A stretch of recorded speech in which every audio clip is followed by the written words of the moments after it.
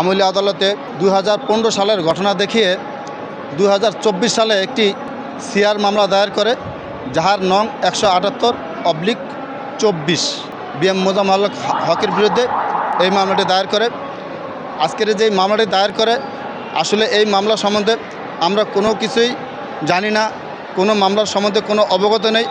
হঠাৎ করে এই মামলার সুনায়াস দেখানোর জন্য আজকে 23 নম্বর কোর্টে বিএম মোজাম্মেল হককে তুলে এবং সুনায়াস দেখায়।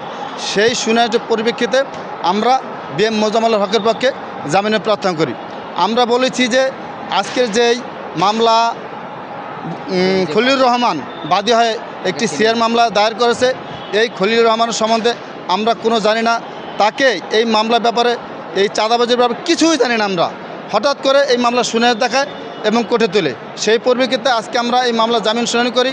এই মামলাটি 14 সালের ঘটনা দেখিয়ে 2024 সালে এই মামলাটি দায়ের করে। আসলে এখন আপনারা জানেন বিএম মোজাম্মেল হক একটি রাজনৈতিক মামলায় জেলে আছে। সেই সুযোগে আজকের এই বাদী সেই সুযোগ পেয়ে একটি মিথ্যা মামলা দায়ের করে তার মান সম্মান ক্ষুণ্ণ করার জন্য। যেহেতু বাংলাদেশ আওয়ামী লীগের সাংগঠনিক সম্পাদক, সে পলিটিক্যাল লোক, সেই সুযোগে এই 11টি বছরের মধ্যে কোনো চাঁদাবাজি নাই, অথচ 24 সালে আইসা তার একটি চাঁদাবাজি মামলা তার বিরুদ্ধে দায়ের করে। এই মামলাটি সম্পূর্ণ মিথ্যা, সম্পূর্ণ ভিত্তিহীন। উভয় আজকের এই মামলা সন্তুষ্ট হয়ে নামঞ্জুর করে দিছে, আমরা কোর্ট থেকে চলে আসছি। আসলে এই মামলাটা হচ্ছে যে আপনার সবচেয়ে ইন্টারেস্টিং বিষয় হচ্ছে এই মামলাটা আপনার আজকে 2014 মানে আজকে কত 24-এর মামলা হয়েছে, আর মামলাটা ছিল 14 সালে, মানে 10 ইয়ার্স টাইম কিলিং হয়েছে।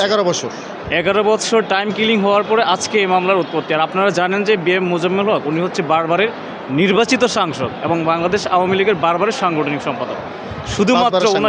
শুধুমাত্র ওনাকে হ্যারাসমেন্ট করার জন্য আজকে এই মামলার উৎপত্তি হয়েছে, আর কিছু না, জাস্ট ওনাকে হ্যারাসমেন্ট করার জন্য।